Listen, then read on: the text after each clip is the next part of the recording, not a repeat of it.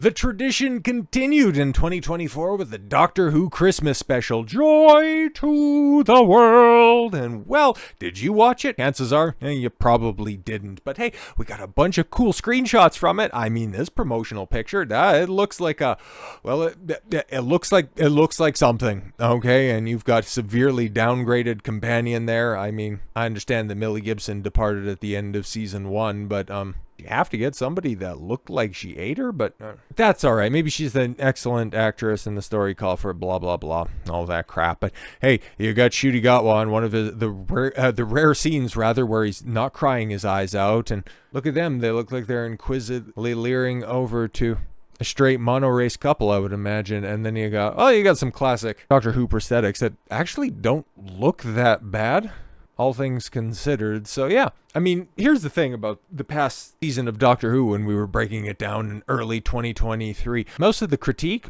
didn't come in the form of what was actually put on camera. Well, actually, no, let me rephrase that a little bit. Let me clarify that. Like the sets, costuming, the makeup, that all looked fine. Some of the CGI, and classically in Doctor Who, it's always been a little bit dodgy, and you could forgive that. Mostly because, well, it was bolstered by incredibly tight writing, even by some of the people that are currently working on this show that may or may not have missed this step. But this was, Joy to the World, was the final script ever written by previous showrunner Stephen Moffat. And well, he had a message that he wanted to get across. Was it to spread Christmas cheer? Was it to pay homage to the theme and to the message of the season?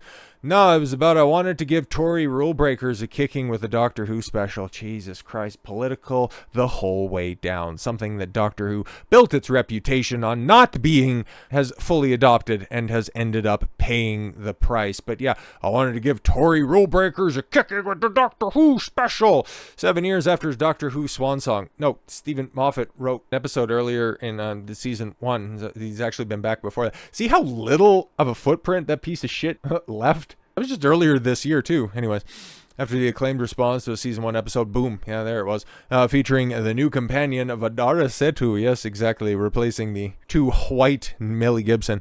He returned to screens for a Christmas special, Joy to the World, starring Nicola Coughlan. Oh, that's the name of that very, very lovely, rotund woman. The only thing I'd forgotten is how fast you have to start. Steven, 62, tells the Metro about his return to the BBC writer's room. Took me 3 goes to get the boom started. Yeah, and it was so great that people still remember, its start was, it had the things. Anyways, but much like learning how to ride a bike, it took no time at all for all the gears to click into place when he penned out not 1, but 2 episodes filled with out-of-this-world threats, a quirky cast of side characters, and a race against time. But yeah, whatever, bro. You wanted to put the Doctor in, I don't know, house code or some shit like this, and you wanted to find a way to bridge the gap, for just kicking out the chick who, risked it all by giving up a reliable paycheck from, was she on Coronation Street? I think, only to be replaced after dwindling views for somebody who's like a decade older but a couple of shades browner, so the BBC definitely wanted to sign her up for that. But yeah, now you're gonna have a non-white TARDIS and a Doctor who's running around in skirts, because I've seen some videos and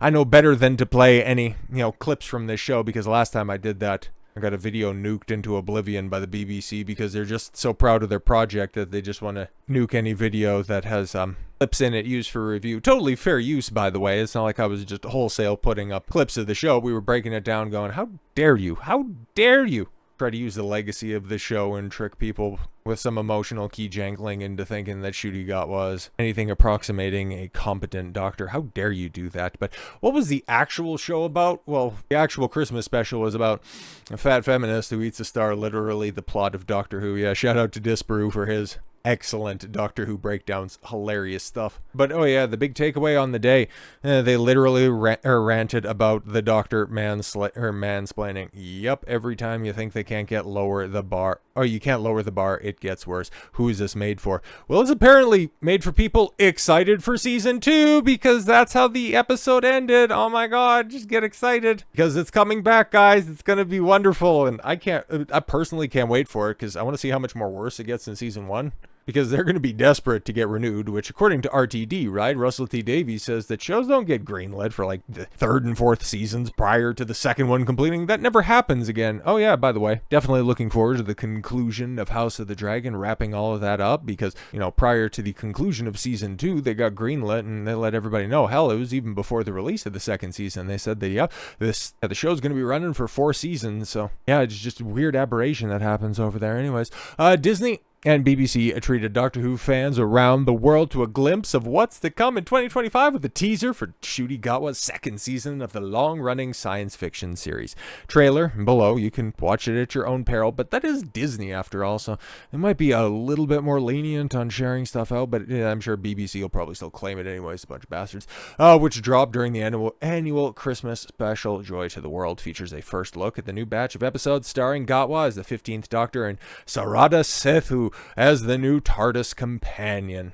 Yes, currently we don't know exactly when Doctor Who Season 2 will release in Disney Plus, aside from sometime in 2025. Season launched in mid-May of 2024, but don't expect the next batch of episodes to debut so late in the year. Yeah, because they probably want to just get this out the way so that they could just drop the quiet announcement that, ratings weren't quite up to snuff, so we're going to have to say goodbye to Ncuti. Oh, there was just such promise, but, you know, he signed on to a different project, and, you know, our schedules, we just can't make them work. I'm sure they'll have some laborious explanation as to why this failed, because we got the overnights. We got the overnights for the Christmas special, and, well, they're about as bad as we expected. Doctor Who overnight ratings revealed for Christmas special. Joy to the world. The overnight ratings for Doctor Who's 2024 Christmas special, Joy to the World, have been revealed. Stephen Moffat penned episode, which aired on Christmas Day at 5:10 p.m. on BBC One. Prime time, baby. Secured 4.11 million viewers. Oh shit, that's really bad. But then when you take a look at the competition on the day, you have to realize that, oh shit, people were watching TV. They just weren't watching Doctor Who, which came in not second, not third, but 6th behind EastEnders, Call the Midwife, The King, Wallace and Gromit. Oh yeah, shout out to Wallace and Gromit, and Gavin and Stacey. What the blue hell is that? Okay.